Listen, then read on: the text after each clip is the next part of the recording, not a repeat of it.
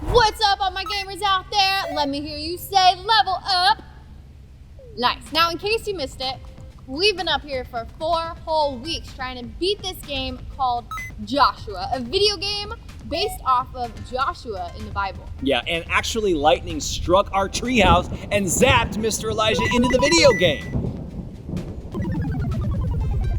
So in an effort to teach you guys about new levels and also to free Mr. Elijah here from the prison of Nintendo, we've been trying really hard to beat this game. Now, some of the levels have been easy, some of them have been medium, but today, this level is gonna be the hardest. It's the final boss. Yeah. But don't worry, Mr. Elijah. I think if we were able to beat those other levels, we got this one, no problem. Perfect. Now, before you get started, where did you put those barbecue chips? Oh, actually, I think he was sitting on them.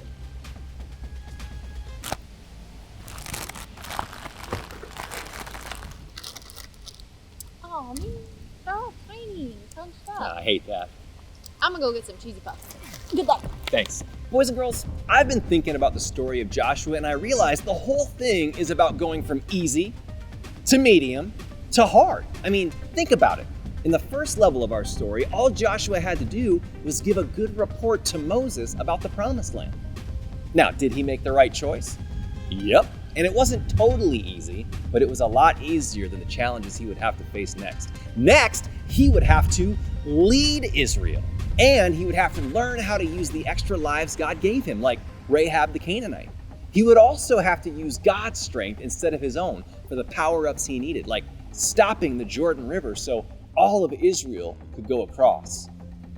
So now comes the final boss, boys and girls, 5 Amorite kings and their armies, whose goal is to take away the promised land from Joshua and the Israelites. So what do you think? Does Joshua beat this level? I guess we'll see. Now, remember this. Joshua has a high score because of his good choices, as well as a ton of extra lives, and most importantly, a power-up straight from God. So for our final bosses, Joshua's got to put it all on the line, boys and girls. His high score, his power-ups, his extra lives. He's using them all in a final fight to the finish.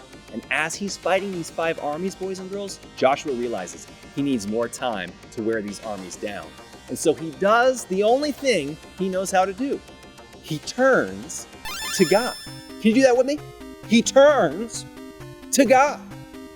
So he calls out to God for help and he commands the sun to stand still. Yeah, the sun, like the one in the sky.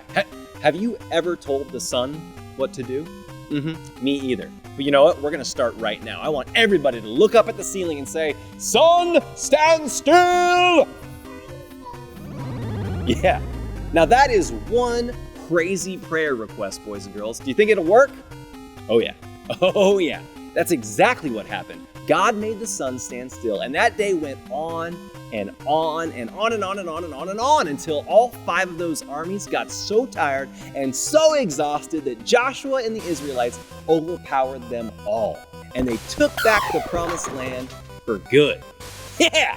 Now I want you to high-five your neighbor and say, "Victory!"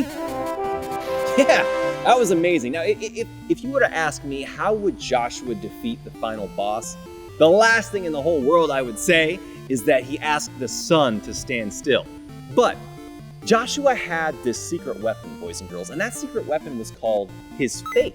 See, he knew that God had been with him on so many levels already. And he knew that whatever he asked, God would get his back. God would do whatever needed to be done for Joshua to get to the next level. He went for it. He asked for the impossible, and he got it. Did you win? Yeah, we literally just won. Oh my gosh, it's happening. It's happening. Elijah, you're free. Oh, how do you feel, bud? Gotta go. No bathrooms in that place. Oh yeah, I didn't think about that. It's true. See you, buddy. You probably really has to know that. Uh-huh. Yeah. Kind of hungry too. I just got this. Okay, so what was Joshua's secret weapon? It was faith. And boys and girls, you can use the secret weapon of faith too. I want you to take a moment. I want you to take a moment and remember all the levels that God's been with you on. He was with you on your first day of school. He was with you when you were alone at night. He was with you before you even knew your own name. And he'll be with you for the rest of time. So why shouldn't he be with you on the next level of your life?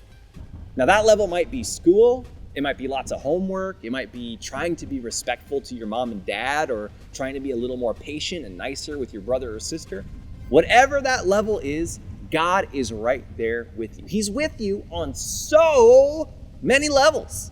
Hey, let's say that together, okay? Here we go. God is with me on so many levels. That sounded great. And I think what else would sound great is you guys doing the big idea one last time. Would you do it for me? Come on, let's go. Big idea, nice and loud, one last time. So everybody up on your feet. Let's go, let's go, let's go. Everybody, even in the back, all you boys and girls back there. Okay, here we go. You ready, Miss Delaney? I'm ready. 1, 2, 3. Level up, level up, level up, level up, level up, level up. Yes! That is such a great big idea. Give yourselves a round of applause. Woo!